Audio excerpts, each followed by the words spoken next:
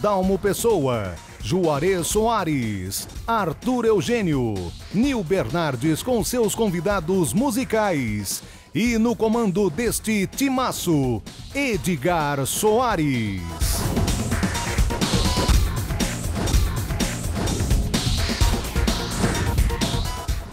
Olá, São Paulo, muito boa noite, Brasil. Você está no Estação Futebol, o primeiro Estação Futebol de 2012. Hoje é dia 3 de janeiro, terça-feira. Você está na NET TV assistindo ao Estação Futebol. Que o ano de 2012 seja um ano maravilhoso para você, que você consiga realizar todos os planos que você fez no final de 2011. Espero que você tenha passado um maravilhoso Réveillon e que tenha um ano espetacular. Nós estaremos aqui com você todas as terças-feiras, aqui na NET Cidade e também no site Futebol Interior, www.futebolinterior.com.br. Estamos em alto astral aqui, o Estação Futebol. Vamos então recordar um pouquinho 2011, vamos lá para o primeiro mês do ano, estamos há 12 meses atrás, mês de janeiro. Claro que aconteceram muitas coisas no esporte, no futebol, mas eu destaquei aqui a contratação do Liedson pelo Corinthians. Sem dúvida. Juarez, você esperava que o Liedson tivesse dado tão certo, se é que você achou que ele deu certo no Corinthians? Ele deu certo, sem dúvida nenhuma, foi uma das grandes contratações do Corinthians. Confesso que quando o Corinthians anunciou a contratação dele, eu fui me preocupar com a campanha dele em Portugal. E ele ficou 7 anos em Portugal, com imenso sucesso a ponto de se naturalizar português e jogar na seleção portuguesa. E aí, para mim, pelo menos, veio a maior surpresa de todos. O Liedson é realmente um profissional brasileiro que se criou aqui e que amadureceu na Europa. Ele é... O Liedson não passaria naquele teste dos rapazes altos e tal? Exatamente. Não tem o biotipo, vamos chamar assim, né? Vocês dois também concordam que o Liedson foi uma bela contratação? Foi. E uma vez, sabe, eu gosto de ouvir muito certos repórteres de rádio, né? Porque faz perguntas, algumas inteligentes, outras nem tanto, mas fizeram uma pergunta para ele que eu achei a resposta maravilhosa. Bom, você se considera um craque? Eu falei, não, eu não sou craque. Eu sou um jogador aplicado e útil e procuro ajudar o time, jogar para o time. Se precisar voltar para ajudar, eu volto e tal. E depois, na hora de chegar lá na zona do Agrião, eu vou lá para conferir e tudo bem. Uma pena que ele não tem mais um joelho bom. Se ele tivesse um joelho bom, ele seria muito útil, por muito tempo ainda, ao time. Você tinha que achar um defeito, né, não? Não é defeito. É uma situação que explica que certas jogadas, às vezes ele não entra com aquela força total, porque ele tem o problema do joelho, é um problema que pode acontecer com qualquer Liedson é uma boa lembrança do ano passado? Uma excelente lembrança, eu acho que foi uma das grandes contratações do futebol brasileiro nessa temporada. A gente sempre fica com o pé atrás quando algum jogador está retornando da Europa, principalmente dos grandes centros, né? Mas o Liedson tem um perfil de atacante que eu gosto muito, que eu sei admirar. É o mesmo perfil parecido com o Nilmar também, que jogou no Corinthians durante muito tempo. Jogador leve, de frente, de velocidade, de boa qualidade técnica. Eu não consigo entender por que ele não é convocado pelo Mano Menezes. Tem que falar com o Carlos Leite. O Liedson? Ou o Nilmar? O Nilmar. O Nilmar, pois é. É um belíssimo jogador, me parece que está indo para Roma da Itália agora, né? Acompanhe conosco essa retrospectiva que estamos fazendo com análise dos acontecimentos, de alguns dos acontecimentos mais importantes de 2011. Vamos para fevereiro, mês do carnaval, normalmente que acontece em fevereiro. O Corinthians é eliminado pelo Tolima, uma das maiores surpresas da Libertadores, ainda na fase de pré-qualificação. Foi surpresa para você, Edmilson? Foi, evidente que foi, até porque o Tolima é um time de terceiro escalão de um país que não é primeiro mundo no futebol sul-americano. Então, realmente foi uma surpresa. Não esperava, não esperava realmente a eliminação do Corinthians da maneira que foi diante da equipe do Tolima, que é uma equipe inexpressiva no futebol sul-americano. Foi uma surpresa para você, Nil? Foi uma surpresa da seguinte maneira. Eu não esperava que o Corinthians empatasse com o Tolima aqui, né? Então, a partir do momento que o Corinthians empatou com o Tolima aqui no Pacaembu, não foi surpresa a eliminação lá no campo do adversário. Então eu achei que, para mim não foi surpresa. Você ligou aquele dia à televisão já com o pé atrás. Então. Exatamente, já com o pé atrás. Sinceramente, eu não levava fé que o Corinthians lá revertesse a coisa, porque eu acho que o Corinthians perdeu foi aqui. Foi aqui, foi no aqui. Primeiro jogo. Não, pessoal, você me garantia que o Corinthians passaria essa primeira fase. Não me comprometa. Foi o que você me disse na época. Foi a pior Foi a pior participação do Corinthians em Libertadores. Eu fiquei com o pé atrás quando o Corinthians jogou com o Goiás. Foi isso o jogo, né? Uhum. O Corinthians jogou contra o Sub-20 do Goiás. O Goiás fez a sua parte, ajudou. O Corinthians que não conseguiu, né, chegar para não ter que disputar a pré-Libertadores. Então acho que ali já começou o vacilo. E depois o resto todo mundo sabe o que aconteceu. E o Corinthians, eu lembro de uma frase do Andrés, essa eu acho até interessante. Ele fala assim: Copa Libertadores você tem que disputar sempre para ganhar. Um dia você vai ganhar. Então não pode fazer disso um trauma, né? O negócio tem que ganhar. Não é. Mas essa frase é profunda, hein? Quer dizer que você tem que disputar muito. Sim, mas é o presidente do seu time, do seu clube. Olha, é o presidente do seu clube. Eu fico entendeu? impressionado com essa É o presidente do seu clube, que você gosta muito dele. Bom.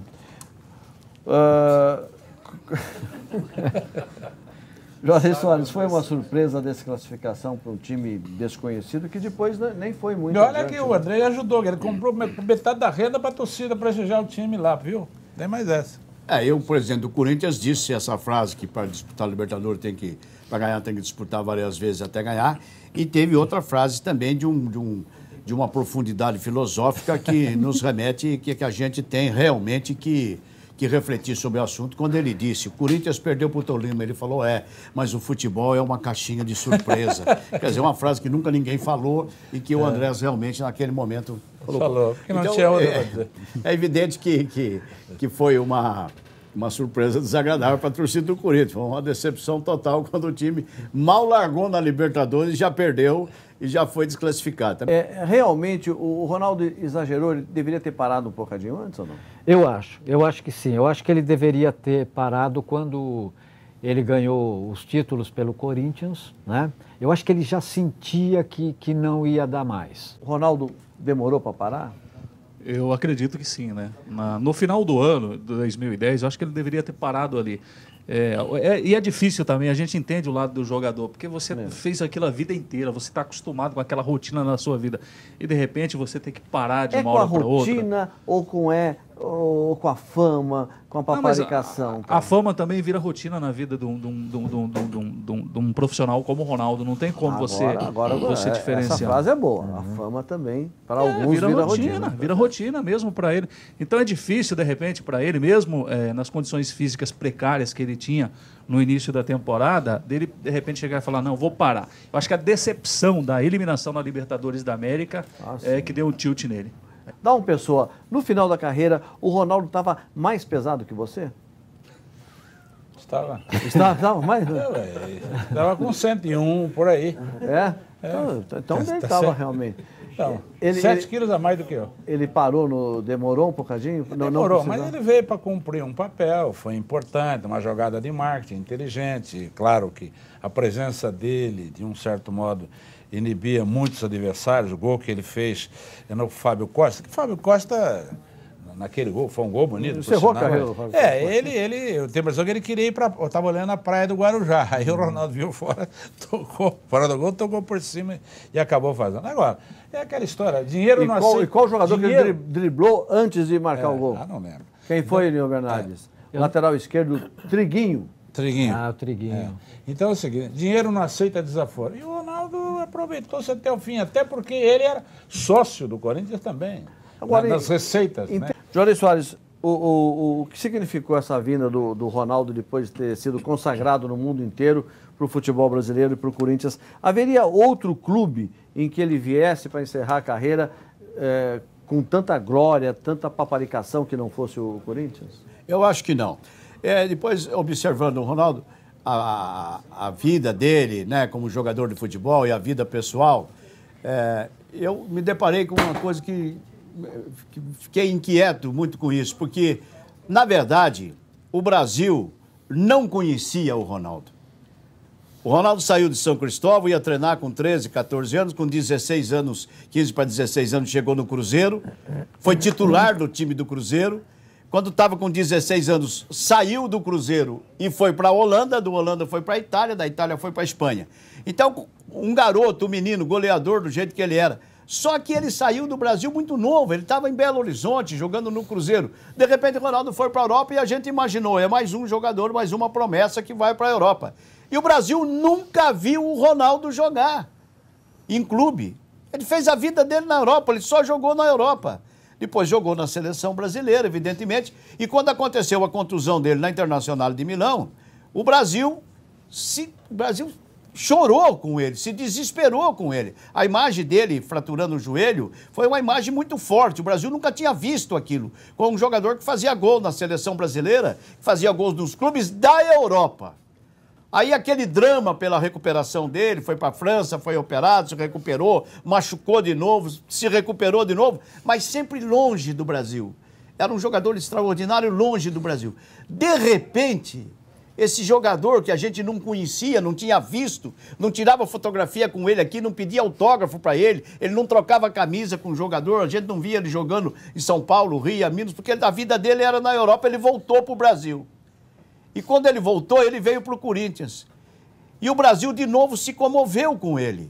Aí ele já não era mais um jogador do Corinthians, ele veio para o Corinthians, acho que veio na hora certa, para a cidade certa, para o clube certo. Mas aí, ele não era só um jogador do Corinthians. Ele era um jogador brasileiro que tinha dado uma Copa do Mundo para o Brasil, artilheiro de todas as Copas, que tinha voltado para o Brasil, e a torcida brasileira sentiu que, mesmo ele sendo do Corinthians, ele era um pouco de cada um das torcidas.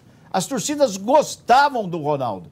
Eu não vejo um palmeirense, um santista, um são paulino que falasse, esse cara é nojento, não gosto dele, ao contrário. A torcida torcia, quando ele estava gordo, barrigudo, que ele não aguentava chegar numa bola, todo mundo torcia, tipo quando o pai vai jogar num casal de solteiro e o filho vai ver, falava, vai pai, vai que dá pai. A torcida ficava em pé com ele para ele alcançar a bola. E aí ele começou a usar o imenso talento que ele tinha, mesmo completamente fora de forma. Aquele gol que ele fez contra o São Paulo, quase fechou o Morumbi e abriu de novo. A hora que ele disparou e o cara do São Paulo saiu na frente dele, ele chegou na frente e a torcida com ele e tal. Quer dizer, então foi um carinho só pelo Ronaldo. Vamos então para março de 2011. O que é que aconteceu de importante? São Paulo contrata Luiz Fabiano e consegue reunir no Morumbi 60 mil pessoas. 60 mil pessoas na apresentação de Luiz Fabiano. O que é que não deu certo, Edmilson? Olha, a expectativa muito grande em cima do Luiz Fabiano, né? Principalmente da torcida do São Paulo. Nós esperávamos também uma grande exibição do Luiz Fabiano. Nós quem que era pálido? Nós, os brasileiros. Ah, os brasileiros. Porque, mas eu acreditava que o Luiz Fabiano fosse render mais ao time do São Paulo. Teve aquele problema de contusão, chegou aí com problemas de contusão, levou um certo tempo para se recuperar.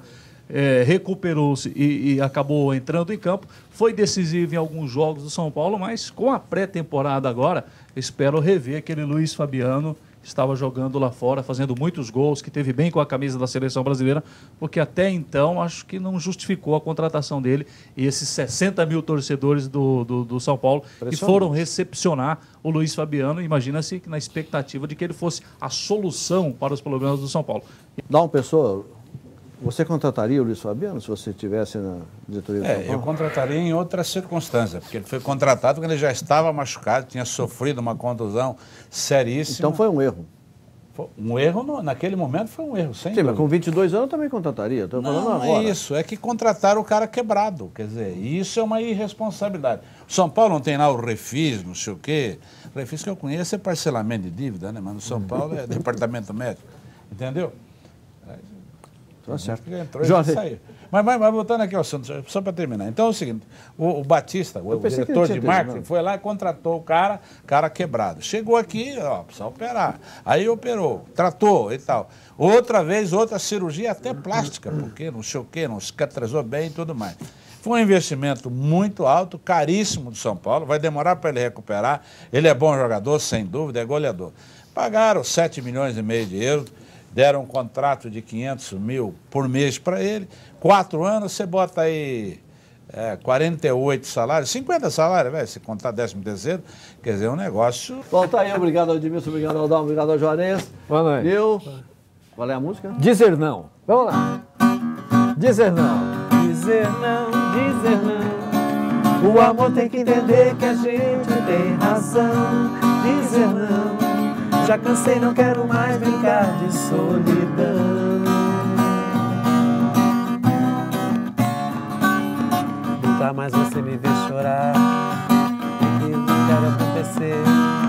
Mesmo que eu morra de paixão, mesmo se você me esquecer, juro nunca mais quero sentir um carinho frio em suas mãos. Se o meu coração disser que sim, vou brigar com ele e dizer não, dizer não, dizer não. O amor tem que entender que a gente tem razão. Dizer não. Já cansei, não quero mais brincar de solidão. Dizer não. O amor tem que entender que a gente tem razão. Dizer não. Já cansei, não quero mais brincar de solidão. De solidão. De solidão.